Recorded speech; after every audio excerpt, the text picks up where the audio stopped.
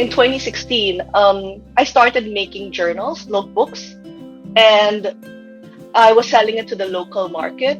And then from there, it expanded, and became now we're one of the bigger online pen stores in the Philippines. But I noticed that there was a gap in the sense that why is it that we were so focused on importing brands from abroad and we didn't have a chance to showcase our own products and our own craftsmanship? And that's how Vinta started. So it was a kind of 2 years research and development process up until we got to March of 2018 when I was finally ready to showcase Vinta.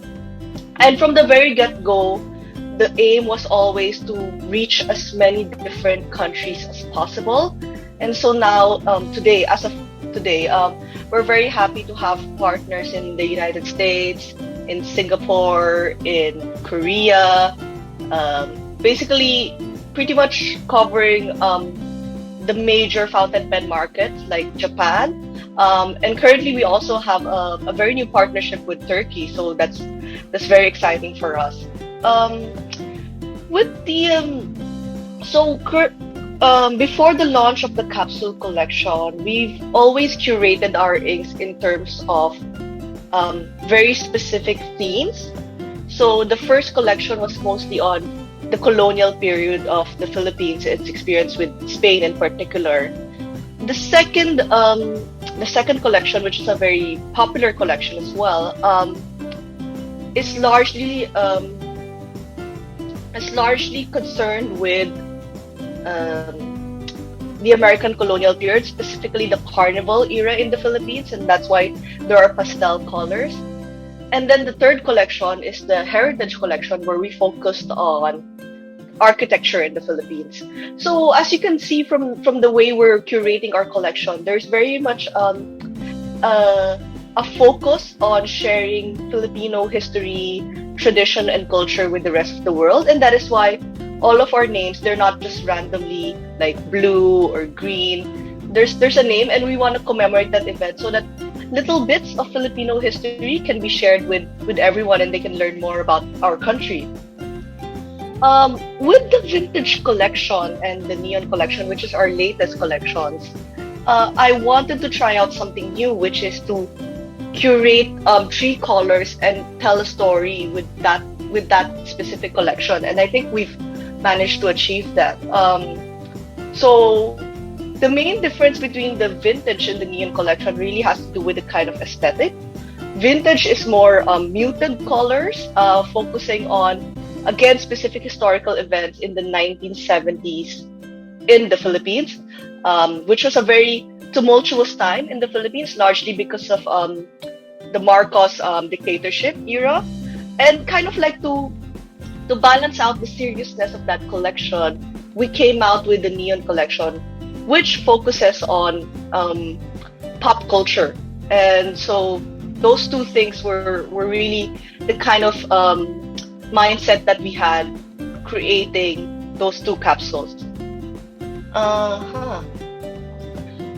With regards to the way people use our inks, I'm quite happy to note that it seems like people have been using them through various mixed mediums, from paint brushes to calligraphy brushes, or even those gothic nibs, to just the normal everyday fountain pens.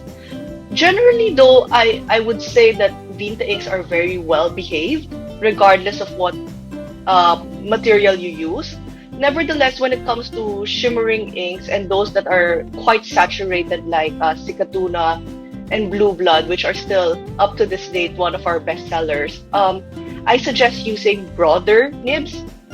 That way you can really see the character of the ink. So, what goes into the process of making a fountain pen ink? Well, like any R&D, I think it's a lot of trial and error. It's also very difficult for us, largely because, as I've mentioned earlier, we don't come out with just one ink. We always come out with a collection. So, we're always very concerned that when we're looking at one color, it has to be not only beautiful on its own or attractive on its own, but it also has to have a meaning behind it. And I think that's really what separates Vinta inks from other fountain pen ink brands is that um, there's a very deep, rich story behind it, and that there is a kind of progression that you will see across the collections that we have. Um, so for us, it's always not only our standard for producing an ink is not only that the color is good or that it behaves well, is that it has to mean something for us. Because I think that is what, I mean, for people who don't use fountain pen inks, right? They'll say, oh, blue is blue, right? But for us, there's something quite personal about the way we react to certain inks. It reminds us of a particular memory or of a particular time. So that's something we are always trying to evoke with the collections that we make. Anybody else have questions? Yeah. That's always a question I kind of try to graciously avoid answering, which is whether I have any favorite inks. Yeah, it's always like, which is your favorite child? Yeah, exactly. Yeah, but actually for me it's more it depends on my mood as well and what I'm using it for. Like when I'm working, I'm on work mode, then I tend to use blues a lot. And then when because I work as a teacher as well, so I a lot of the reds I also use for marking. So those are usually the inks that I use the most. Can you speak? Julian? Yes. I'm just a beginner, but I already bought some ink. So I Thank just you. bought the yellow, red, and brown. So I think I have to. What color do you recommend when I add some more color? Because I'm interested to.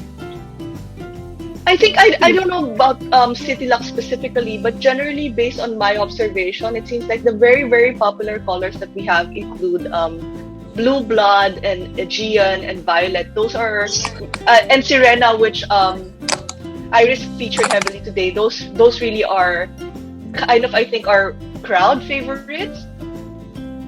Yeah. Okay, so please do try those as well. Yes, thank you. And Oliver. Thank you.